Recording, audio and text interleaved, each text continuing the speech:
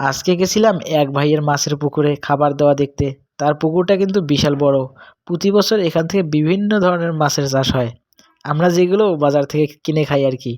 উনি সেগুলো নিজে চাষ করে এবং নিজের চাষ করা মাছগুলো বিক্রি করে আবার নিজেরাও খায়। এই বড় বড় পুকুরগুলা কিন্তু সাধারণত বাড়ি থেকে অনেক দূরে হয়। আমারও আগ্রহ জাগলো দেখি পুকুরটা কত দূরে আর কত বড় আর কিভাবে মাছকে খাবার দিতে হয়। তাই চলে এলাম তার পুকুর পাড়ে। তার সাথে আমিও মাছকে দেওয়ার চেষ্টা করলাম খাবার দিতে। আমরা এত বড় হয়েছি তবুও কিন্তু এসব ব্যাপারে জানি না। অন্যদিকে দেখুন ছোট্ট ছেলেটাও কিন্তু তার বাবার সাথে চলে এসেছে পুকুর পাড়ে খাবার দিতে। সে এখন থেকেই শিখছে কারণ সে তো তার বাবার কাজটাই করবে। অন্যদিকে যাই করুক না কেন বাবার কাজটাও তাকে দেখাশোনা করতে হবে। বাচ্চাটার সাথে কথা বলে অবাক হলাম। সে কিন্তু মাছ নিয়ে অনেক কিছুই জানে কারণ যা কিছু দেখে তাই তো শেখে। যেহেতু এই পুকুরে অনেক বড় বড় মাছ চাষ হয় সেহেতু প্রতিদিনই কিন্তু অনেকগুলো খাদ্য দিতে হয় আর নিয়ম মেনে খাদ্যগুলো দিতে হয়। তারপর মাছের খাদ্য দেওয়া শেষে চললাম ভাইয়ের সাথে গল্প করতে করতে। তার বাচ্চাটাও কিন্তু অনেক দুষ্ট এবং মিষ্টি।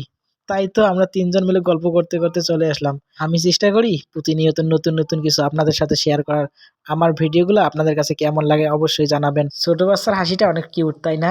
আমার ভিডিওগুলো কেমন লাগে অবশ্যই কমেন্ট বক্সে জানাবেন। ধন্যবাদ সবাইকে।